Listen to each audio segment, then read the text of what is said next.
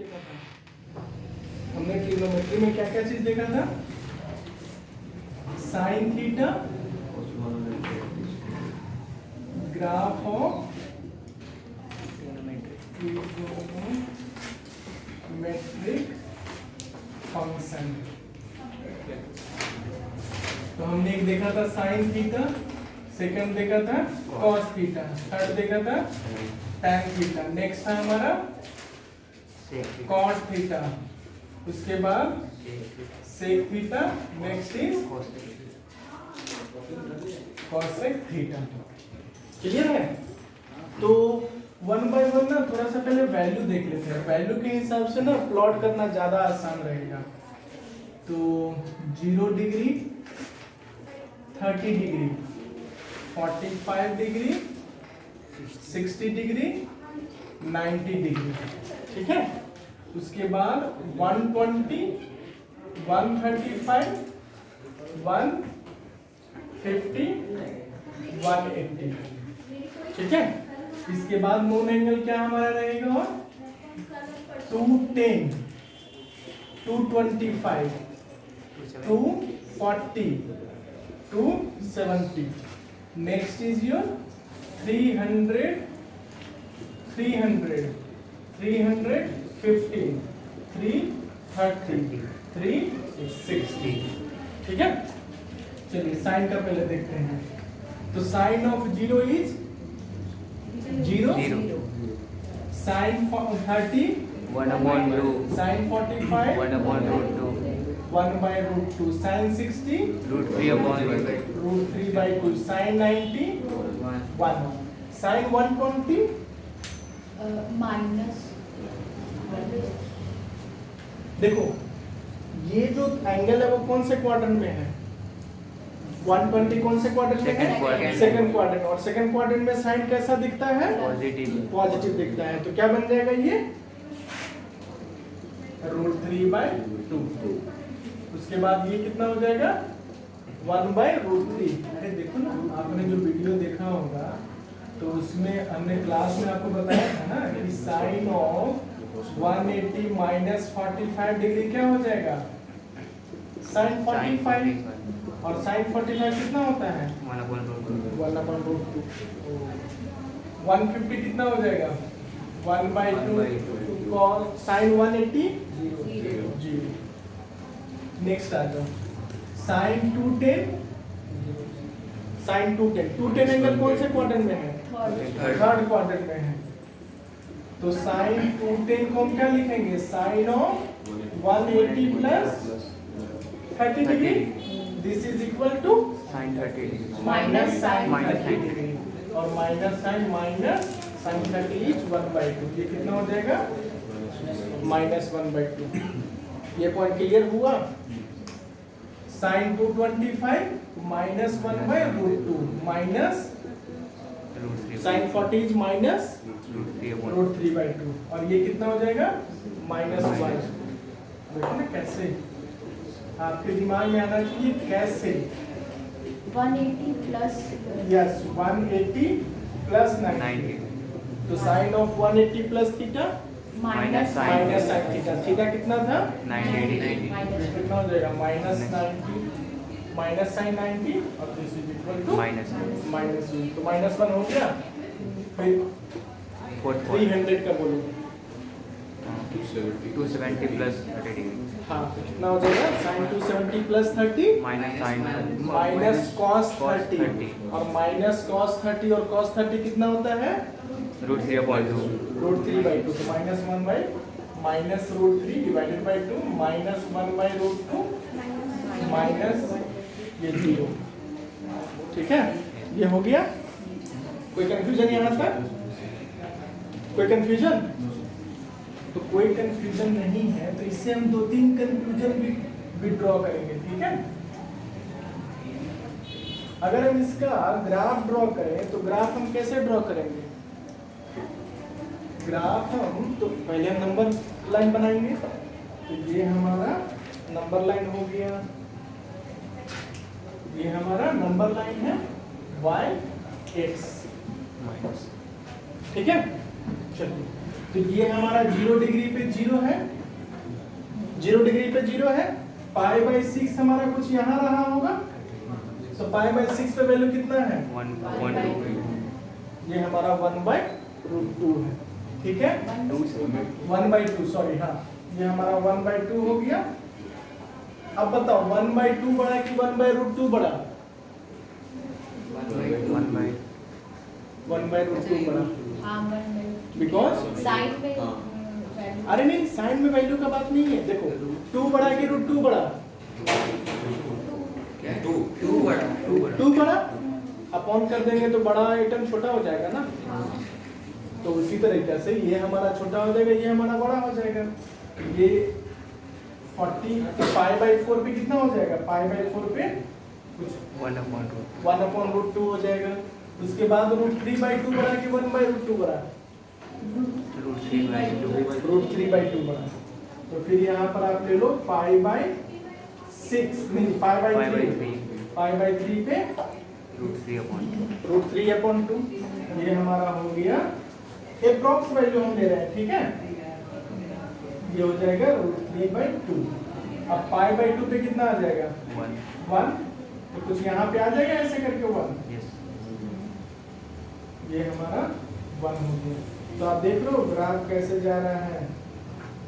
अगर आप ग्राफ देखोगे तो ग्राफ इस तरह से मूव कर रहा है, ठीक है। अब देखो फिर से आपका ना वैल्यू डाउन हो रहा है, क्योंकि 1 से 0 जा रहा है ना। तो 1 से 0 जा रहा है तो आपका वैल्यू कुछ इस तरह से आ जाएगा। ये आपका पाई हो जाएगा, ठीक है। ये बात समझ में आया कि नहीं आया? फिर देखो नीचे में अब क्या हो रहा है? 0 से -1 की तरफ मूव कर रहा है। तो 0 से -1 की तरफ मूव करेगा तो ये आपका टोटल कितना आ गया? -1 आ गया इसके लिए, ठीक है। और -1 से 0 की तरफ फिर से जा रहा है। क्लियर है? हाँ? ये बात समझ में आया कि नहीं आया? तो अब आप देखो कि ये हमारा 2 पाई तक जा रहा है, और आपको पता है 2 पाई के बाद फिर से हमारा साइन सेम बिहेव करने लगता है। देखो ना हमने सीखा था ना 2n pi plus theta is equal to sine theta. तो ये क्या हो रहा था कि हमारा जो ग्राफ है वो ग्राफ 2 पाई के बाद फिर से सेम बिहेव करना शुरू कर देगा, ठीक है। ये बात समझ में आया कि नहीं आया? अगर आप प्लॉट करोगे तो कुछ ऐसा ही आपका ग्राफ दिखेगा, अगर आप एग्जैक्ट प्लॉट करोगे तो, ठीक है। तो हमें एग्जैक्ट प्लॉट नहीं करना है, हमें अप्रॉक्स प्लॉट करना है, और उसके बेसिस पे जो भी रिजल्ट आता है वो हमें याद रखना है। क्लियर है? तो ये तो हमारा 0 से पाई के बीच का है। जैसे यहाँ पर ये वाला जो पोर्शन आ जाएगा -1, ये आ जाएगा आपका कितना पर? 3π/2 पे आ जाएगा, ठीक है। 3π/2 पे आ जाएगा। और ये जो हमारा +1 है ये कौन से पॉइंट पे आ जाएगा? π/2 पे। तो ये हम पॉइंट लिख सकते हैं π/2, 0, और ये पॉइंट को हम क्या लिख सकते हैं? 3π/2, -1। ये बात क्लियर है? कोई दिक्कत इसमें? ये वाले कोऑर्डिनेट को हम क्या लिख सकते हैं? 0 π, 0, ये लिख देंगे 2π, 0। ये बात समझ में आया? या इसमें कोई कंफ्यूजन? बोलो नहीं।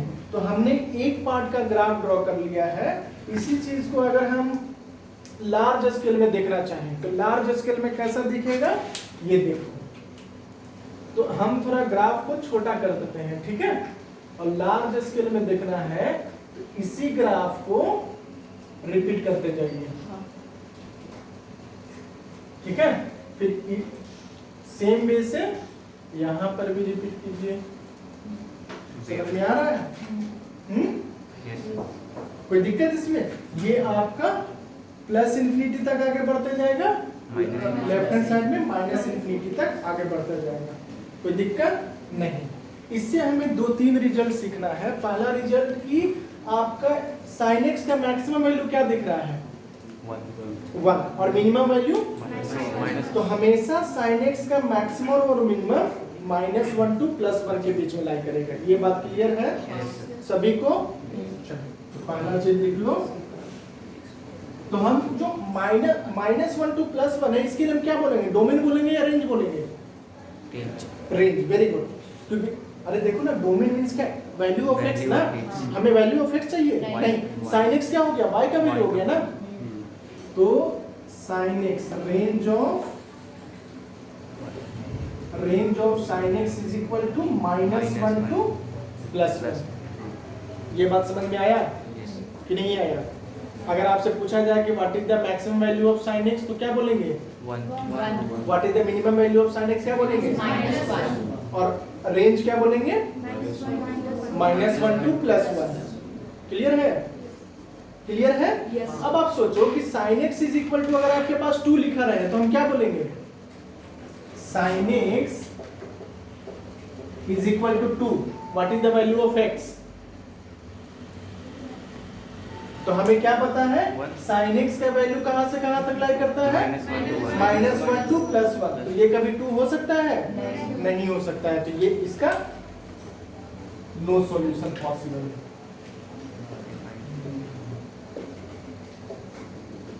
Is it clear to all of you? कोई कंफ्यूजन? दूसरा चीज देखो, आप सेकंड जो पॉइंट आपको याद रखना है, ये जो आप ग्राफ देख रहे हो तो आपको दिख रहा है कि 2π के बाद फिर से रिपीट हो रहा है। 2π के बाद फिर से रिपीट हो रहा है, ये दिख रहा है आपको? तो 2π के बाद रिपीट हो रहा है तो इसको हम क्या बोलेंगे? पीरियड बोलेंगे। मतलब after certain interval the things will repeated ना, that will be called as period. Clear है? मीनिंग समझ में आया पीरियड का? तो what is the period of sin x? 2π।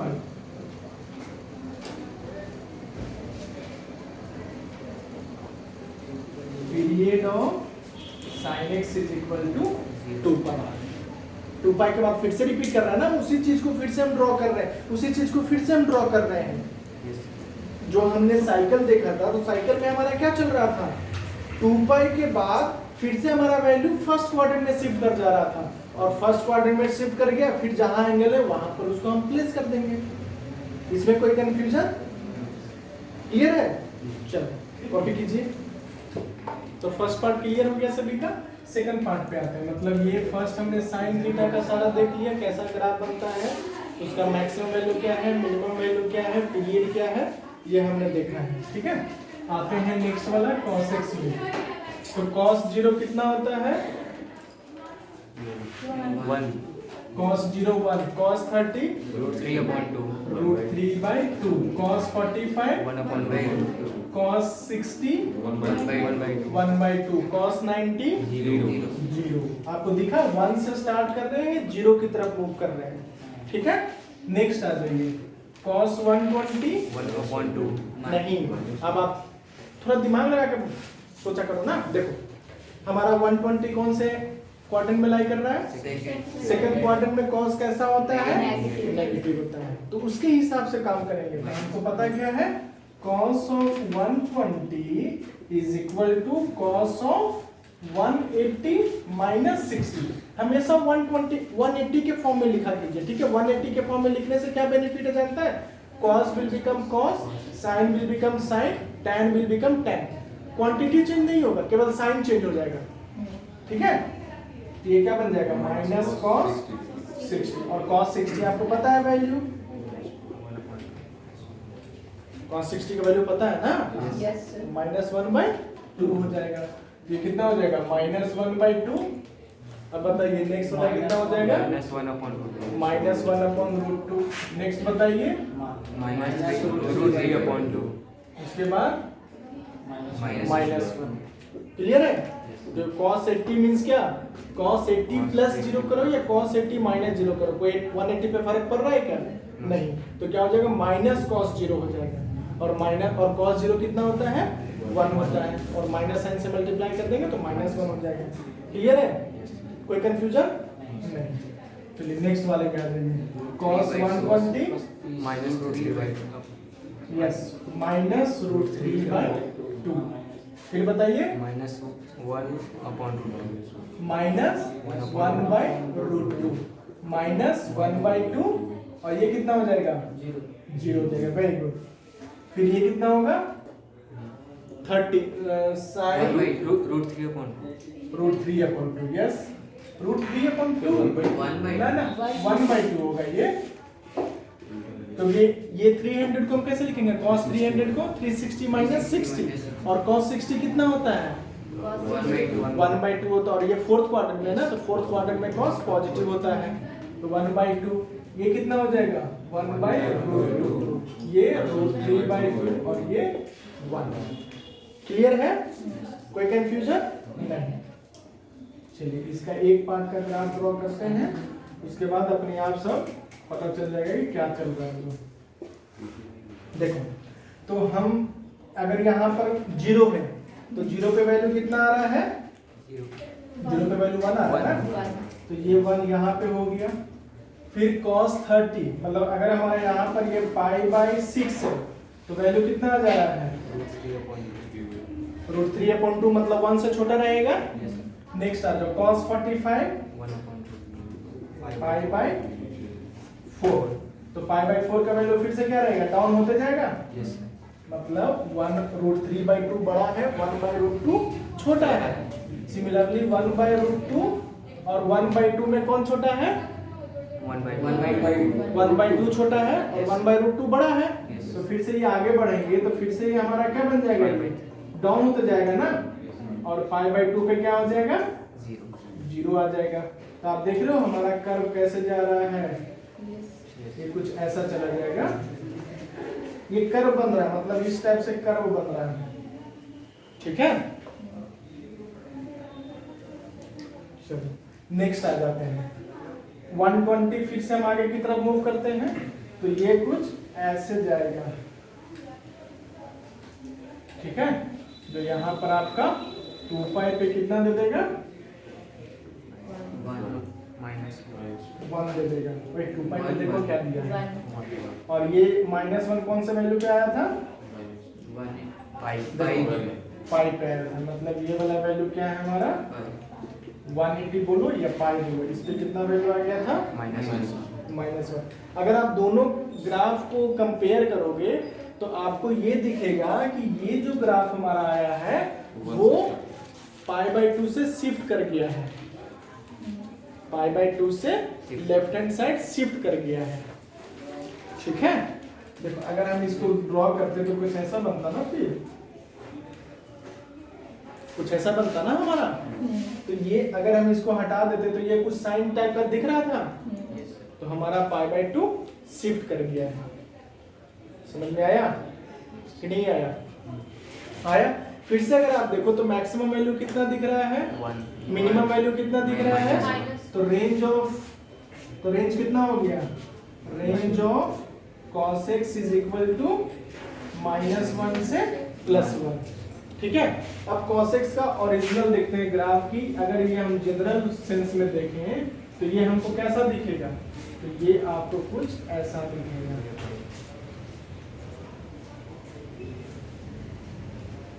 ये आपको cos x ऐसा दिखेगा ठीक है। तो ये वैल्यू कितना हो गया 1.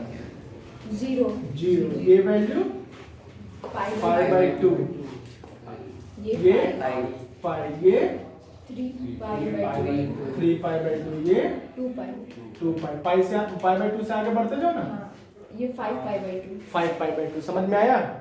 पीछे आ जाओ ये वैल्यू क्या है -π/2 -π/2 है ये -π ये वैल्यू -3π/2 -3π/2 ये वैल्यू -2π -2π ये वैल्यू 5π/2।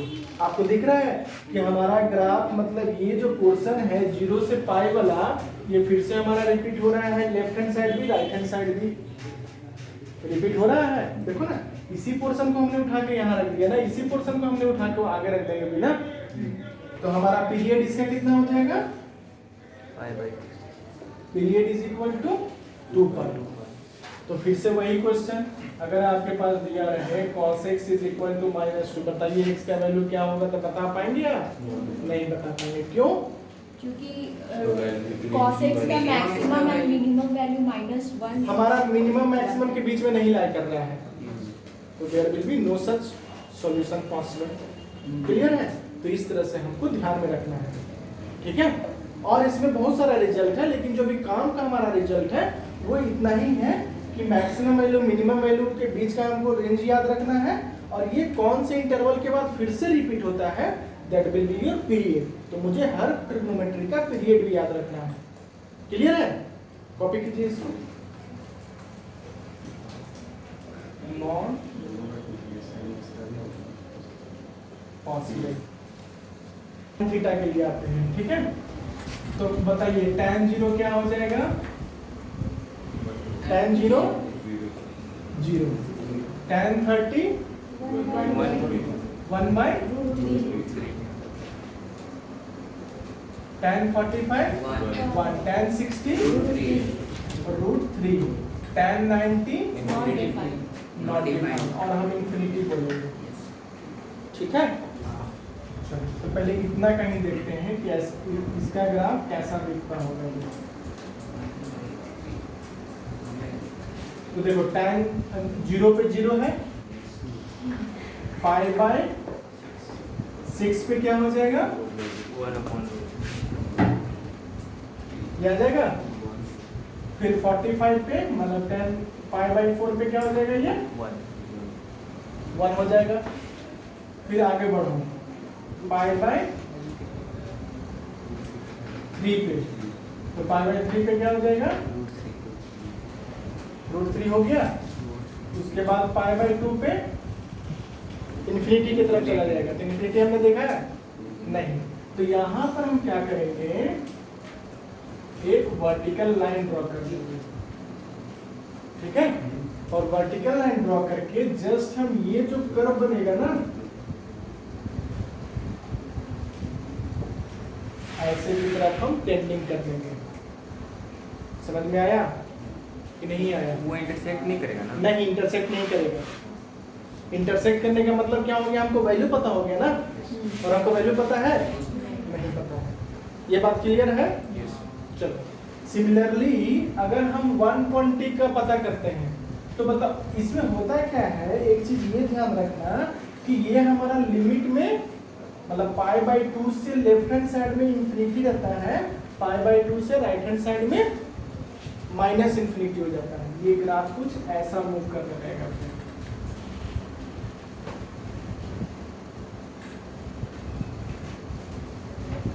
ये हमारा कितना हो जाएगा? पाई हो जाएगा, और ये हमारा 3 पाई बाय 2 हो जाएगा। सिमिलरली ये तो इधर चला गया, ये आपका ग्राफ ऐसे बनेगा, ठीक है। ये आपका हो जाएगा -π/2, ठीक है। और ये समझ में आ रहा है? सिमेट्रिक दिख रहा है? तो हम आगे का वैल्यू को फाइंड करना जरूरी नहीं समझते हैं, ठीक है। अगर आप देखोगे तो इसमें हमारा जो सेम कर्व कब ड्रॉ कर दे रहे हैं, पाई पे या 2 पाई पे? रिपीटेशन, जो कर्व का रिपीटेशन हो रहा है वो कब रिपीटेशन हो रहा है? पाई पे। देखो ना, -π/2 से π/2 के बीच का कितना डिस्टेंस है? टोटल पाई डिस्टेंस है। पाई से 3π/2 के बीच का कितना डिस्टेंस है? पाई। तो इस बार जो हमारा ग्राफ रिपीट हो रहा है वो कितना इंटरवल पे के बाद रिपीट हो रहा है? पाई इंटरवल के बाद रिपीट हो रहा है। तो हमारा क्या बन गया इस बार का पीरियड? पाई।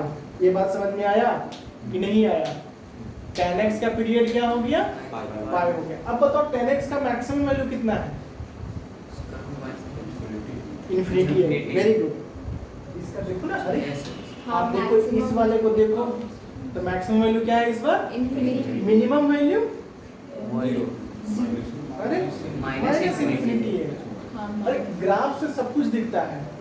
ऐसा नहीं है कि हम कुछ हवा में बात कर रहे हैं कि सर इन्फिनिटी तो दिख ही नहीं रहा है, माइनस इन्फिनिटी भी नहीं दिख रहा है। अरे नहीं दिख रहा है तो हम अप्रोचिंग तो कर रहे हैं ना, हमको अप्रोचिंग ही तो दिखना है, ठीक है। चलो, तो अगर मैं आपसे पूछूं कि tan x is equal to 3, x का वैल्यू, तो आप बता पाओगे कि नहीं बता पाओगे? इस बार हम बता देंगे। क्यों? क्योंकि हमें पता है tan x का वैल्यू -इन्फिनिटी से +इन्फिनिटी रहता है, मतलब ऑल रियल वैल्यू। आप तो बता सकते हैं आराम से, इसमें कोई कंफ्यूजन नहीं होना चाहिए। Have solution. अब ये सॉल्यूशन कैसे निकालना है ये हमारा topic of discussion next part का रहेगा। समझ में आ रहा है? क्योंकि आपने ऑब्जर्व किया ना कि sin x is equal to, मैं अगर 1/2 बोलता हूँ तो बताइए sin x is equal to 1/2 कब कब आता होगा? 1 से पहले 0 के एक बाद तो π/6 पे आता होगा, sin 30 इज इक्वल टू 1/2 होता है ना, मतलब x इज इक्वल टू अगर π/6 हो गया 1/2 आ गया, दूसरा 150 पे आ गया। और आगे बढ़ो ना, हम सारा जानते हैं, ऐसा थोड़ी नहीं कि 0 to 2π के बीच में ही हमारा सॉल्यूशन है।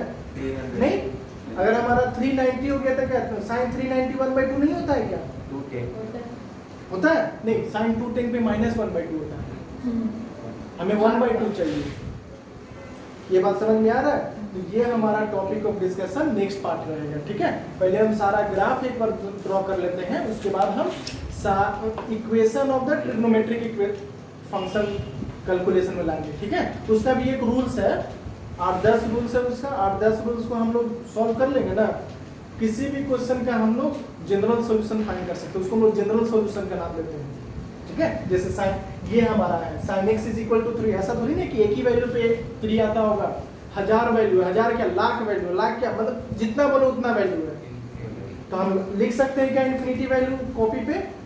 नहीं लिख सकते हैं, नहीं लिख सकते हैं। अरे आप हार्डली 100 लिखोगे, 10,000 लिखोगे, 10 लाख लिखोगे, इससे ज्यादा थोड़ी ना लिखोगे। बोलोगे सर टाइम नहीं होता है, 100 लिखते लिखते अगर तुम लोग से बोला जाए कि पाई इज इक्वल टू 22/7 लिखो 1000 बार, लिखोगे? सोचो, सही बात है। यस, देखो सेम चीज को बार बार लिखना हमें अच्छा नहीं लगता है, तो इसीलिए हम क्या करते हैं, जनरलाइज कर देते हैं चीजों को कि सर जनरल सॉल्यूशन यही है, जो भी आपको सॉल्यूशन चाहिए इसमें आप वैल्यू पुट कीजिए, आपको सॉल्यूशन मिलता जाएगा। ज्यादा कुछ नहीं करना है, और हमें वही तो चाहिए ना, हमें सीखना है, हमें किसी को दिखाना नहीं है, आपको सीखना है। सीखने के बाद आपको IIT NIT में जाना है, ठीक है। फिर वहां पर जितना एक्सप्लोर करना है करते रहना। समझ में आ रहा है? चलिए इसको कॉपी कीजिए। तो यहाँ पर आपका रेंज ऑफ 10x क्या हो जाएगा?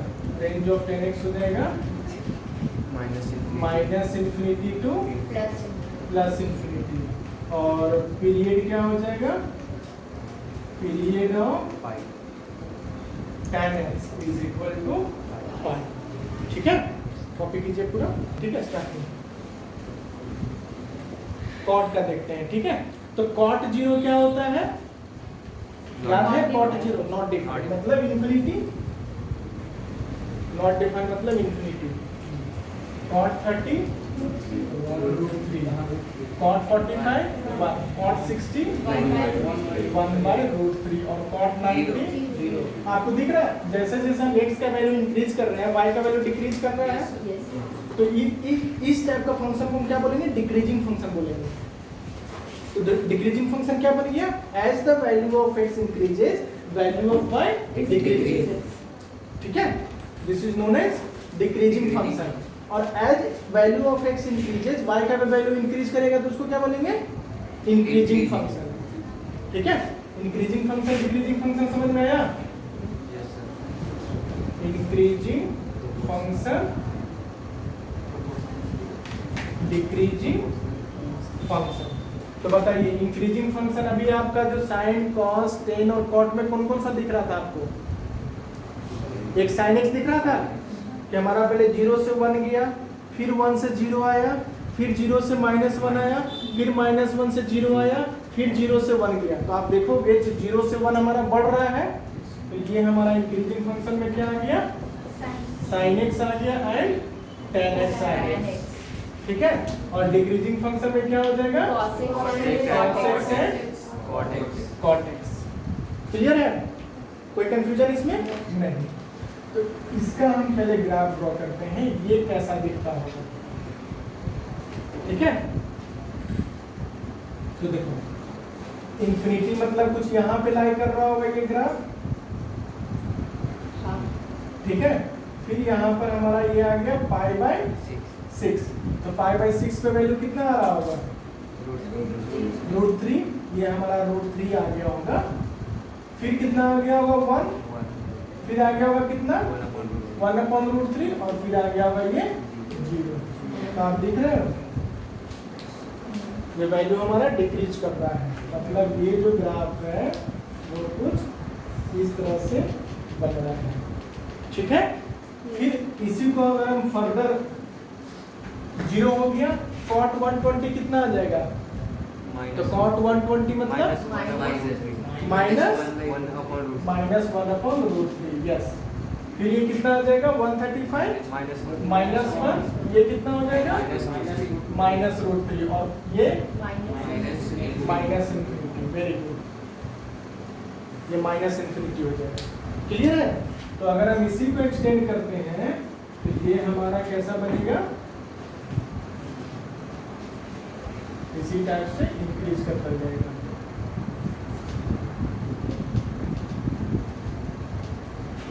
ठीक है, अगर हम इसको इस तरह से देखें तो ये ग्राफ कुछ इस तरह से जाते जाएगा। समझ में आ रहा है? हैं? ये हमारा कहाँ तक चला गया? पाई तक चला गया। 0 से पाई तक समझ में आया? फिर अगर हम 2 पाई तक देखें, पाई से 2 पाई तक देखें, तो फिर से हमारा यही रिपीटेशन होगा। लेफ्ट हैंड साइड देखिए, तो लेफ्ट हैंड साइड में अगर हम देखते हैं तो फिर से हम देखते हैं क्या? -5।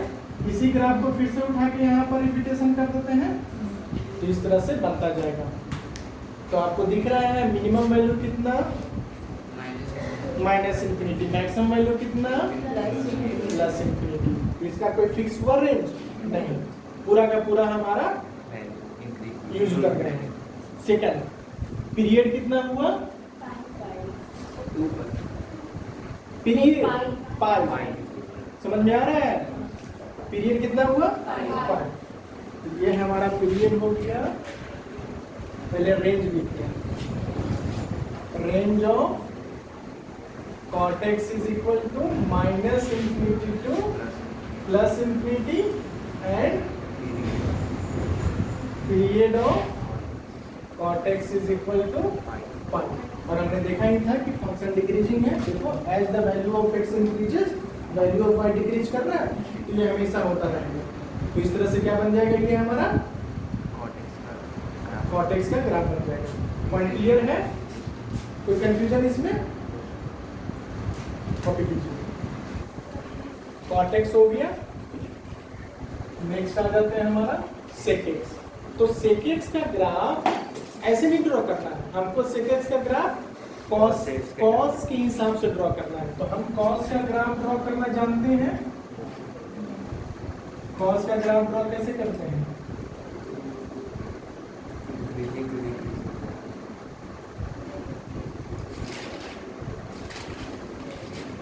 ये हमारा cos का ग्राफ है ना? cos का ग्राफ देखो ना, ये हमारा 0 हुआ, ये हमारा π/2 हुआ, ये हमारा पाई हुआ, फिर ये हमारा 3π/2, और ये पॉइंट क्या बन गया? 2π/2। समझ में आया? अब यहाँ पर हम क्या करेंगे? एक वर्टिकल लाइन ड्रॉ करेंगे। इस वाले पॉइंट पे, इस वाले पॉइंट पे, इस वाले पॉइंट पे, और इस वाले पॉइंट पे। ठीक है, अब इसको हम क्या करेंगे? इसका वर्टिकली अपवर्ड बनाएंगे ड्रॉ। ये कुछ हमारा ग्राफ जो बनेगा,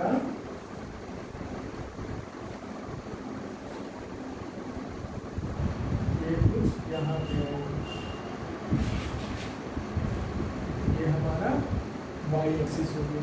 समझ में आया? अब सोचो कैसे ये बना होगा। अब आपको पता है कि cos π/2 कितना? 0। cos 90 डिग्री 0, तो sec 90 डिग्री कितना आ जाता होगा? नॉट डिफाइंड, मतलब इन्फिनिटी। जब तो इन्फिनिटी की तरफ जा रहा है, है। तो जब भी हम सेक का ये हम सेक एक्स का ग्राफ ड्रॉ कर रहे हैं, ठीक है, ये हम सेक एक्स का ग्राफ ड्रॉ कर रहे हैं। क्लियर है? कोई कंफ्यूजन? हाँ?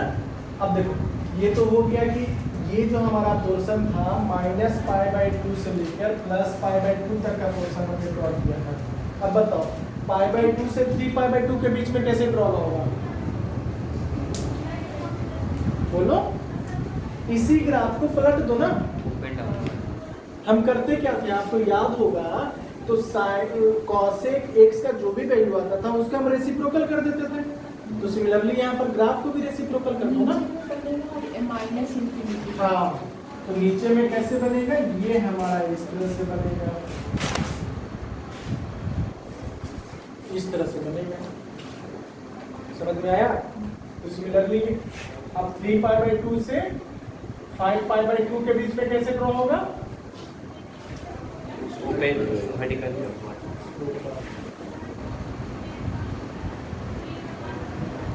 समझ में आया?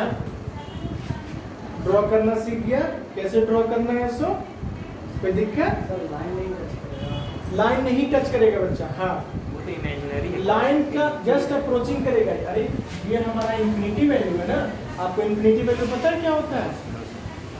नहीं पता है तो टच करना चाहिए। अगर टच कर दिया तो आपको वैल्यू पता चल जाएगा ना। जैसे देखो यहाँ पर ये टच कर दिया है तो ये वैल्यू आपको पता है ना। यहाँ पर ये टच कर दिया तो ये वैल्यू आपको पता है ना। ये टच कर दिया तो ये वैल्यू पता है ना।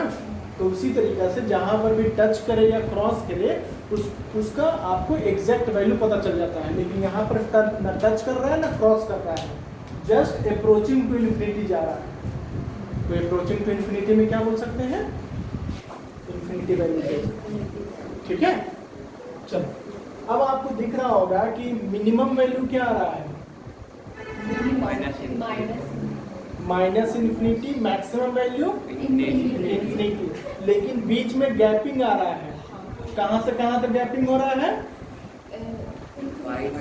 π/2 ना ना, अरे वैल्यू y एक्सिस में देखो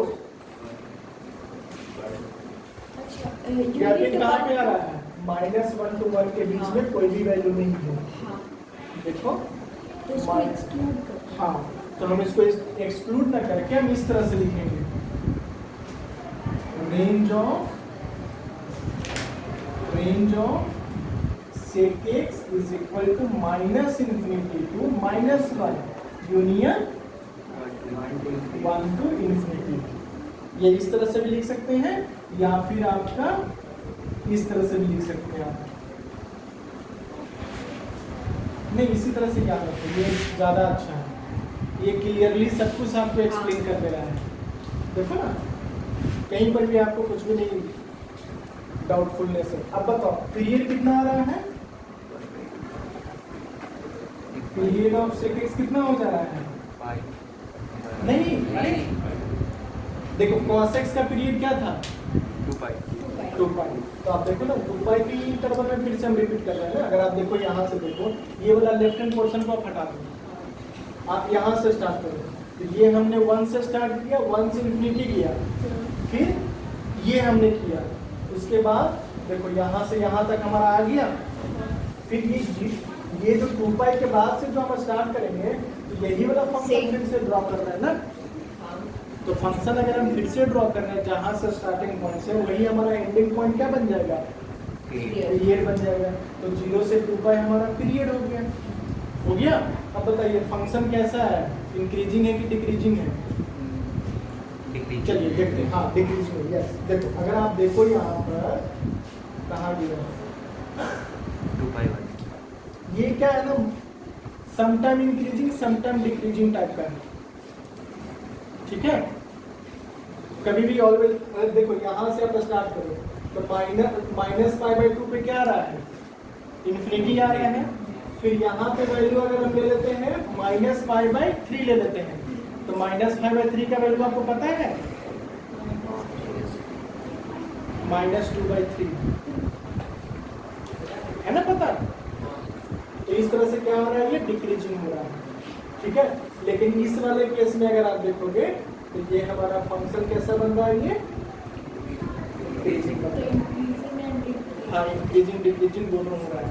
वो इंटरवल पे डिसाइड करता है कि कैसा चलेगा ये। क्लियर है? कोई कंफ्यूजन? कॉपी कीजिए इसको। तो ड्रॉ करते हैं 0 डिग्री, 30 डिग्री, 45 डिग्री। तो बताइए cos 0 कितना? 0.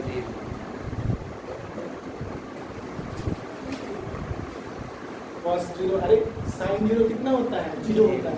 तो 1/0 इंफिनिटी होगा ना। cos 30 2, cos 45 √2, cos 60 और cos 90 1 है। हाँ, sin 91 1 का रेसिप्रोकल 1। चलो अब इसका ड्रॉ करते हैं। तो पहले हम sin x का ग्राफ ड्रॉ करेंगे। ड्रॉ हो गया sin x का?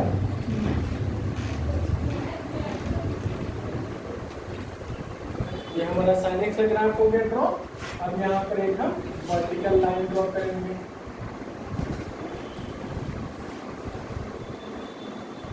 ये हमारा वर्टिकल लाइन हो गया ये, क्योंकि इसी पे हमारा क्या हो रहा है, इंफिनिटी हो रहा है।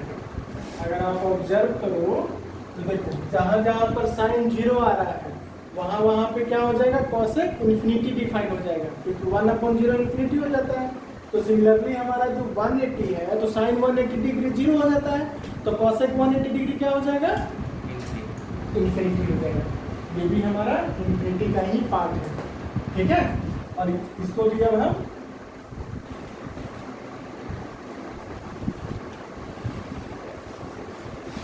ये भी हमारा इन्फिनिटी का ही पार्ट बनेगा, ठीक है। तो अगर हम ड्रॉ करते हैं इसका ग्राफ, तो इसका ग्राफ कैसे ड्रॉ होगा, इस तरह से ड्रॉ होगा। देखो ये इन्फिनिटी की तरफ टेंड कर रहा है, ये भी इन्फिनिटी की तरफ टेंड कर रहा है। सिमिलरली यहाँ पर भी स्टार्ट करते हैं। एक पॉइंट पे ये केवल टच करेगा और यही पॉइंट हमारा क्या रिप्रेजेंट करता है, ये वाई एक्सिस ही है डॉटेड फॉर्म में। ये वाई एक्सिस ही है डॉटेड फॉर्म में, क्योंकि हम सॉलिड लाइन के ऊपर डॉटेड लाइन ड्रॉ कर सकते हैं नहीं। अगर और हम डॉटेड लाइन में सॉलिड लाइन ड्रॉ कर देंगे तो क्या दिक्कत हो जाएगा, लगेगा कि वो स्ट्रेट लाइन है, और स्ट्रेट लाइन लगेगा तो लगेगा कि वो तो हमारा कट करना ही चाहिए, लेकिन कट नहीं कर रहा है ना। तो ये वाला पॉइंट क्या बन गया हमारा, π/2 बन गया। ये क्या पॉइंट बन गया, पाई बन गया, और ये क्या बन गया, 2π, ठीक है। सिमिलरली अगर हम इधर ड्रॉ करते हैं तो इधर कैसा बनेगा ग्राफ हमारा, कुछ इस टाइप से बनेगा, और इधर कैसा ग्राफ बनेगा, इधर ग्राफ बनेगा इस टाइप से। ये हो जाएगा -π, ये हो जाएगा -2π, ये वाला पॉइंट क्या बन जाएगा हमारा, -3π/2, ये वाला पॉइंट क्या बन जाएगा, -π/2, -π/2 बन जाएगा ना। ये 0 है, π/2 π, और ये क्या बन जाएगा 3π/2 और 2π। फिर फर्दर आप आगे इसको एक्सटेंड करते जाइए, कोई दिक्कत नहीं है। क्लियर है, क्लियर है। चलो अब इसके लिए अगर मैं पूछूं कि रेंज क्या बनेगा, तो बताइए रेंज क्या आ गया, रेंज ऑफ cos x क्या बन गया, -infinity to -infinity to -1 union 1 to infinity 1 to infinity। Period कितना बना, 2π। अरे 2π के बाद रिपीट करना ना। देखो यहाँ पर अगर आप देखोगे तो ये दोनों ग्राफ ऐसा बना, फिर देखो तो यही ग्राफ इसी को रिपीट कर दिया ना हमने लेफ्ट हैंड साइड, और इसी को रिपीट करना रहेगा तो राइट हैंड साइड हम रिपीट कर देंगे सेम ग्राफ को। तो ये हमारा पीरियड बन गया। अब यहाँ पर भी हमारा इंक्रीजिंग डिक्रीजिंग कैसे बताएंगे, इंटरवल के बेसिस पे बताएंगे। जैसे अगर हम यहाँ पे देखें तो 0 to π/2 में क्या हो रहा है, वैल्यू ऑफ x इंक्रीज कर रहा है, तो वैल्यू ऑफ y डिक्रीज कर रहा है ना। तो ये हमारा क्या हो गया, डिक्रीजिंग फंक्शन हो गया। और ये क्या हो जाएगा हमारा increasing. At the value of x increases value of y is also increases. समझ में आया? कोई कंफ्यूजन? क्लियर है? कॉपी कीजिए इसको। तो टेबल में क्या आ जाएगा हमारा साइन थीटा या साइन थीटा, थीटा में लिखो x ज्यादा फैमिलियर हमारा है नहीं, क्योंकि x एक्सिस से x हम रिलेट कर देते हैं। नेक्स्ट आ जाओ tan x, इसके बाद cot x, next is your sec x, next is your cos x। यहाँ पर ले लो डोमेन, डोमेन के बाद रेंज, और रेंज के बाद पीरियड। पीरियड का मतलब समझ में आया? तो graph repeat itself after certain interval, that interval is known as period. Clear है? चलो, तो अब बताओ ये sin x का वैल्यू कहाँ से कहाँ तक होना चाहिए, मतलब x का वैल्यू कहाँ से कहाँ तक होना चाहिए? x का क्या क्या वैल्यू पॉसिबल है ये बताइए। माइनस इन्फिनिटी से प्लस इन्फिनिटी। देखो ना, जब हमने ग्राफ ड्रॉ किया था तो कहीं पर भी हमने ब्रेक किया था क्या? नहीं। तो ये हमारा क्या बन जाएगा? Minus infinity to plus infinity, और रेंज तो हमने पता कर ही लिया था, -1 to 1, -1 to 1। पीरियड कितना आ गया था? पीरियड आ गया था हमारा 2। समझ में आया कि नहीं आया? चलो, cos x का डोमेन बताइए कितना आना चाहिए? डोमेन मतलब value of x, minus infinity to infinity. Very good, minus infinity to infinity.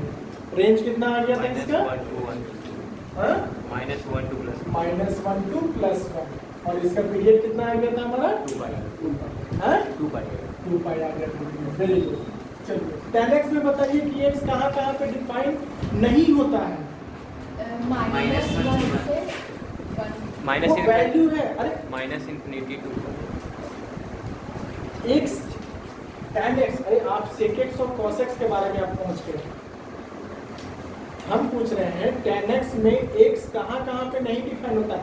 नहीं डिफाइन का क्या मतलब है? वहां पर वैल्यू इन्फिनिटी, यस, π/2 पे, मतलब मल्टीपल ऑफ π/2 पे हमारा क्या हो रहा है? डिफाइन नहीं हो रहा है।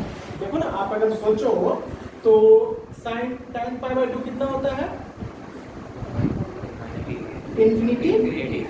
tan 3π/2 कितना होता है? फिर से नॉट डिफाइन बोलते हो ना? नॉट डिफाइन बोलते हो कि नहीं बोलते हो? वो प्लस इन्फिनिटी है minus infinity, that is different thing, define नहीं है ना उस पॉइंट पे। फिर आ जाओ tan 5π/2, नॉट डिफाइन।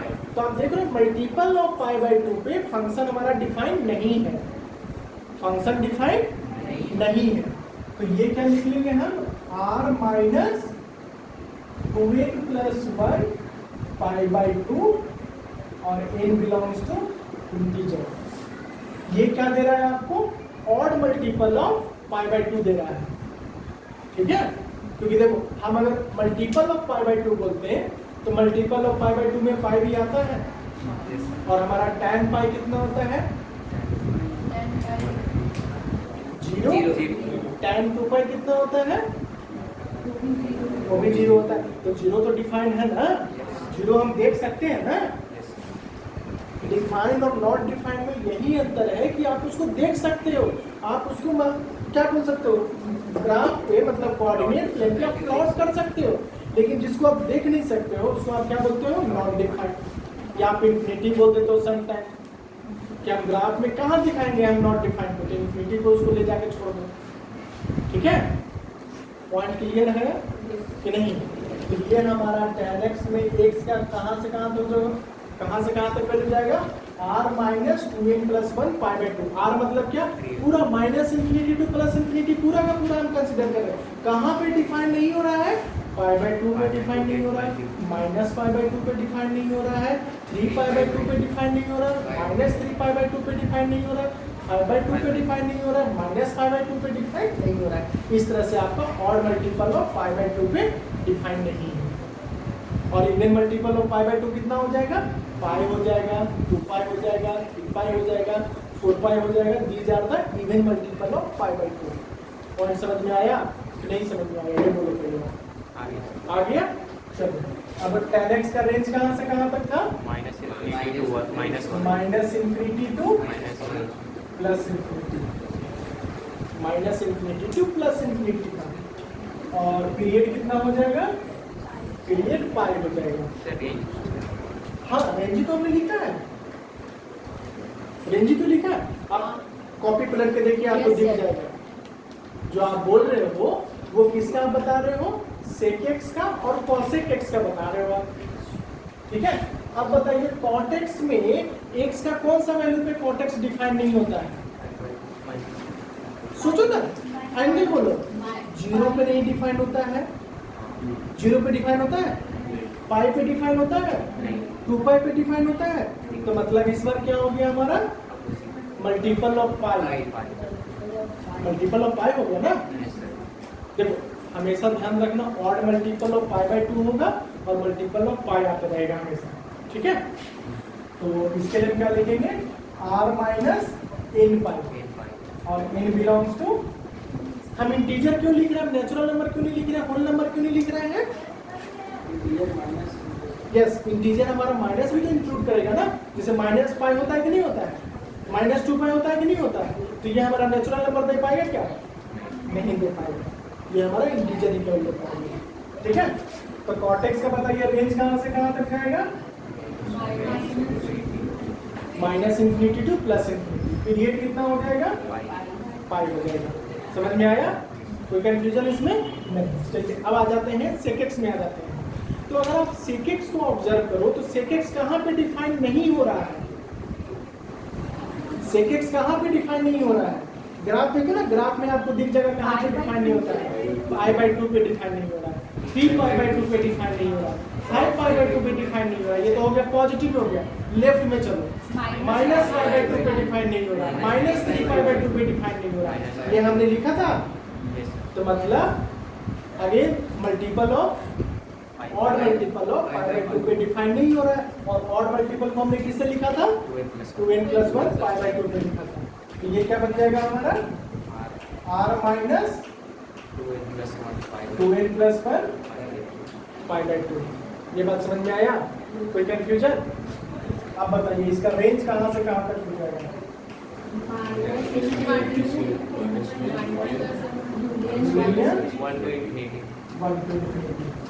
ये हम 1 को इंक्लूड कर रहे हैं, ये आपको दिख रहा था ग्राफ में? ग्राफ में आप देख रहे होंगे कि हम एक जगह टच करते हुए ऊपर की तरफ बढ़ गए, ठीक है। और इसका पीरियड कितना हो जाएगा? 2 पाई हो जाएगा। पॉइंट क्लियर है? कोई कंफ्यूजन इसमें नहीं। अब आ जाइए cosec x में आ जाइए। तो cosec x का अगर आप देखोगे तो ये कौन से पॉइंट में डिफाइन नहीं हो रहा है? पाई और 2 पाई। यस, 0 पे डिफाइन नहीं हो रहा है, पाई पे डिफाइन नहीं हो रहा है, 2 पाई पे डिफाइन नहीं हो रहा है। ये हमारा पॉजिटिव एक्स एक्सिस जा रहा है, नेगेटिव एक्स एक्सिस में जाइए। माइनस पाई पे डिफाइन नहीं हो रहा है, माइनस 2 पाई पे डिफाइन नहीं हो रहा है। यहाँ तक हमने देखा था। क्लियर है ये पॉइंट कि नहीं क्लियर है? तो मतलब कहाँ कहाँ पे डिफाइन नहीं हो रहा? अगर हम जनरल सेंस में लिखना चाहें तो क्या लिखेंगे? एन पाई। क्योंकि देखो ना यहाँ पर भी हमने एन पाई लिखा था ना कि 0 पे डिफाइन नहीं हो रहा था। ये क्या हो जाएगा? r minus n pi, where n belongs to integer। यहाँ पर लिख दीजिए n belongs to integer। ये रेंज क्या हो जाएगा? Union 1 to infinity। और ये कितना हो जाएगा पीरियड? ये टेबल समझ में आया? तो एक डेफिनेशन लिखो डोमेन का और रेंज का, ठीक है। डोमेन का लिखो value of x, all possible values of x, all possible values of x where function is defined, all possible values of x where function is defined। So what we call it as domain। देखो हमने ये all possible values of x क्यों लिखा? क्योंकि अगर आप ठीक है, साइन एक्स में तो दिख रहा है सर कि पूरे के पूरे में डिफाइन हो रहा है, लेकिन अगर आप tan x देखोगे तो tan x में एक पॉइंट भी डिफाइन नहीं हो रहा। कौन सा वो पॉइंट है? पाई by 2, 3 pi by 2, 5 pi by 2, 7 pi by 2। इस पॉइंट पे डिफाइन ही नहीं हो रहा, मतलब x का वैल्यू ले ही नहीं सकते इस पॉइंट पे, क्योंकि इस पॉइंट पे फंक्शन डिफाइन नहीं हो रहा है। रेंज लिखो, all possible values of y, all possible values of y where x is defined, क्योंकि जहां पर भी x आएगा वहीं पर तो y आएगा ना। ये बात समझ में आया? जहां पर x आ रहा है वहीं पर तो y आएगा। तो आपका डेफिनेशन क्लियर हो गया। अगर हम बोले कि value of domain means value of x, तो आप उसको करेक्ट करके क्या बोलोगे?